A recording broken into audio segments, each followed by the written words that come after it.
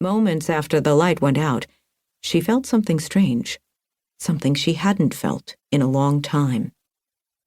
Hope. She knew how much space he took up, knew how tall he was and how much he weighed. She knew about the calluses on his hands and the long, wide scar on his belly. She knew the circumference of his biceps and how his breath smelled of cigarettes and beer. Odd that she was thinking of escape when she'd given up so long ago. But maybe she'd been hibernating, unconsciously waiting for just the right moment, for the time when the universe tipped the scales in her favor, for the second when she had the advantage. She could see in the dark. Not in a mysterious way, but more like a naked mole rat that spent its life living in total darkness. After a while, the darkness was no longer a barrier. The man wore a taser on his left hip, an unfamiliar model, but the numerous times he'd used it on her had taught her everything she needed to know. In the darkness, in the darkest of darks, her mind calculated the distance, and she shot to her feet and lunged. Her hand unsnapped the holster and pulled the taser free. She hit the on button. The weapon powered up, making a whirring sound. She felt a rush of air against her face as the man made a grab for her. Like someone thrusting a sword, she aimed for what she hoped was his chest. The taser connected, and the man's throat emitted an involuntary gargling noise as he dropped to the floor and convulsed at her feet. She slipped past him, moving awkwardly forward until she made contact with the railing and the wooden stairs that led to ground level. She'd spent days and months listening to the way he walked across the floor above her head as he removed his holster, to the sound of the gun hitting the table. Arms outstretched, she stumbled blindly up the stairs. In the kitchen, her fingers sought the table and found what she was looking for.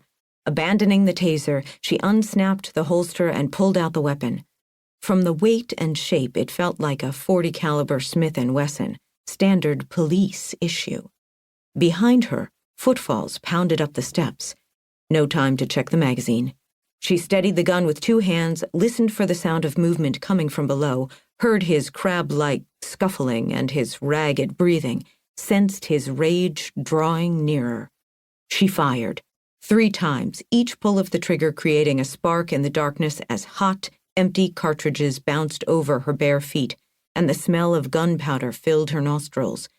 The man let out a grunt, and his body crashed down the stairs. Now I can go home. She turned, felt her way to the back door, and opened it. Winter. She hadn't expected winter. The cold took her breath away. Her mind screamed, "Run!" Instead, she forced herself to go back to the kitchen. A search of the coat rack next to the door turned up a heavy canvas jacket. She slipped it over her naked body, zipping it knee to throat, then tugged a stocking cap from one of the deep pockets and pulled it down over her wet hair. Everything smelled like the man, and an unexpected wave of sorrow washed over her. Had she done the right thing? Killing him? She shoved her feet into a pair of boots that were too big, stuffed the gun into her pocket, and ran from the building, never looking back. Home. To a different man. One whose name she couldn't recall. But his face. She remembered his face and his touch and his smile. The houses she passed were dark, and even the streetlights were out. No stars, no moon. Blackout. An explanation from her old life. She dragged her feet so the boots would stay on, not caring that her legs were numb from the cold. It felt good. Headlights illuminated the snow-banked street as a car approached from behind. She hugged the coat tighter and kept walking. The car stopped at the intersection, and she saw it was a taxi. She ran, caught up, opened the back door, and slipped inside. And then her mind stumbled. There were things she still understood from the old life. She knew she should somehow contact the police. She thought about telling the man behind the wheel about her escape, and yet she felt reluctant to engage, to share any of herself. All she could think about was getting home. The driver let out a choked sound of disgust, looked over his shoulder at her, and said, "Oh, hell no. Out. Get out. I don't..."